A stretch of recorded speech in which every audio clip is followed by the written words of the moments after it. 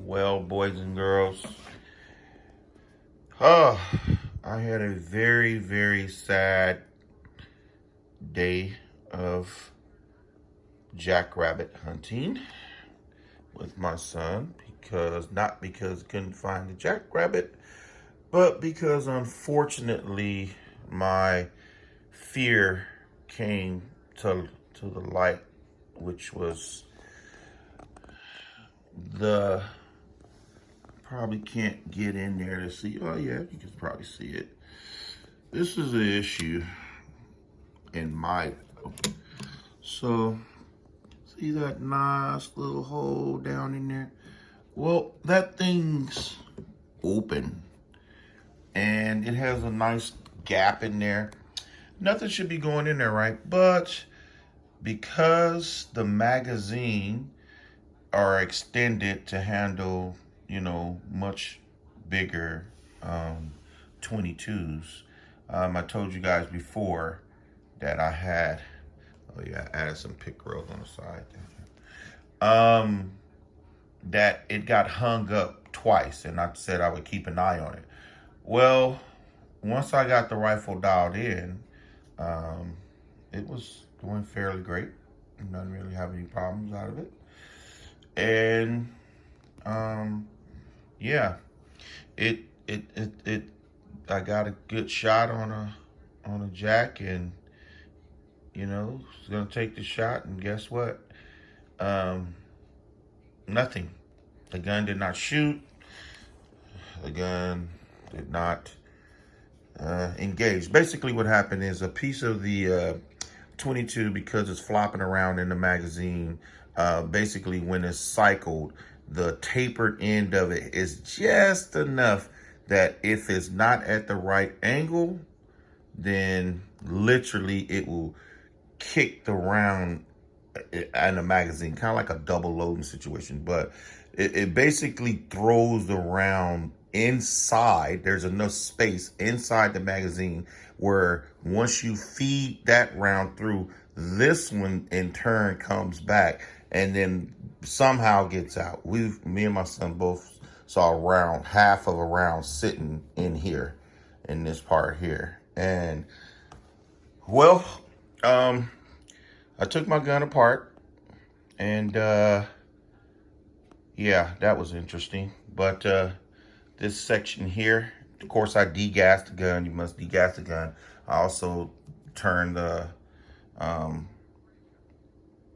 counterclockwise to empty the plenum. I did all the safety stuff. Made sure that the barrel was clear, and then proceeded to go operate and drop the trigger assembly and the micro and the wheel. All that stuff had to come out. And what I noticed is once I pulled this piece off, the hammer and hammer spring, along with the cap for it, fell out easily.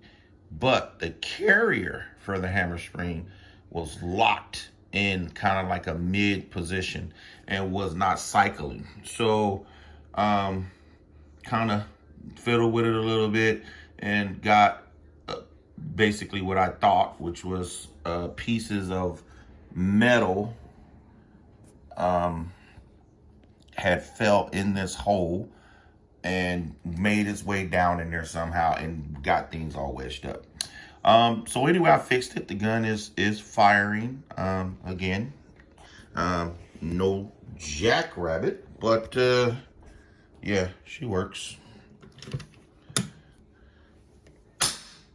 There she goes. She's back firing.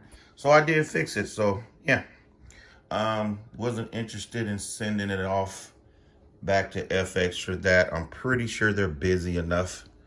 I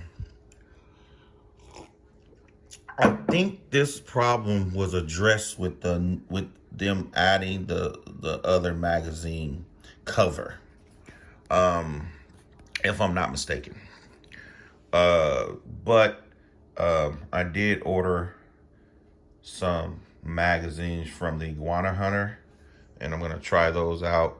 But the 26s, by the way, have no cycling issues or jamming issues whatsoever. So it's 26 grain Javelins.